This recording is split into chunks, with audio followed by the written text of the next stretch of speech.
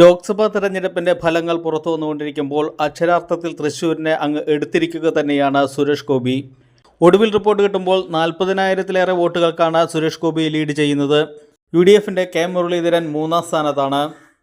തുടക്കത്തിൽ UDFും LDFും മാറി മാറി മുന്നേറിയ മണ്ഡലത്തിൽ 1.5 മണിക്കൂർ കഴിഞ്ഞതോടെയാണ് സുരേഷ് ഗോപി മേൽക്കൈ നേടിയത്. സുരേഷ് ഗോപിയുടെ വരവോടെ തൃശ്ശൂർ കേരളത്തിൽ മാത്രമല്ല ദേശീയ തലത്തിൽ തന്നെ ശ്രദ്ധ നേടുകയായിരുന്നു.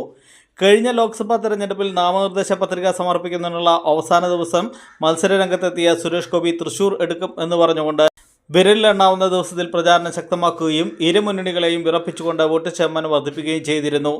2,93,822 വോട്ടുകളാണ് അന്ന് സുരേഷ് ഗോപി നേടിയത്. അന്ന് തുടങ്ങിയ കഠിനാധ്വാനമാണ് ഇപ്പോൾ വിജയകരമായ ഒരു പരിസമാപ്തിയിലേക്ക് എത്തിയിരിക്കുന്നത്. കഴിഞ്ഞ നിയമസഭാ തെരഞ്ഞെടുപ്പിൽ തൃശ്ശൂരിൽ നിന്ന് മത്സരിച്ചെങ്കിലും ലോക്സഭയാണ് തൻ്റെ ലക്ഷ്യമെന്ന് അദ്ദേഹം പറയുകയും ചെയ്തിരുന്നു. ഇക്കുറി തൃശ്ശൂരിൽ നിന്നൊരു കേന്ദ്രമന്ത്രി, മോദിയുടെ ഗ്യാരണ്ടി എന്ന് പറഞ്ഞുകൊണ്ടാണ് തൃശ്ശൂരിൽ സുരേഷ് ഗോപി പ്രചാരണം ശക്തമാക്കിയത്.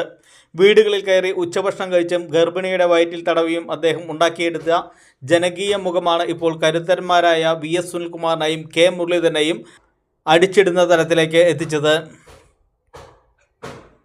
കരുവന്നൂർ സഹകരണ ബാങ്ക് തട്ടിപ്പിനെതിരെ അദ്ദേഹത്തിൻ്റെ നേതൃത്വത്തിൽ നടത്തിയ സഹകാരി മാർച്ച് BJPക്കും NDAക്കും ഉണ്ടാക്കിയ മൈലേജ് ചില്ലറയായിരുന്നില്ല എന്ന് ലീഡ് നില വ്യക്തമാക്കുന്നു. തങ്ങൾക്ക് ബാലികേറാമലയായ കേരളത്തിൽ തൃശ്ശൂർ പിടിക്കുക എന്ന ലക്ഷ്യത്തോടെയായിരുന്നു BJPയുടെ പടനീക്കം.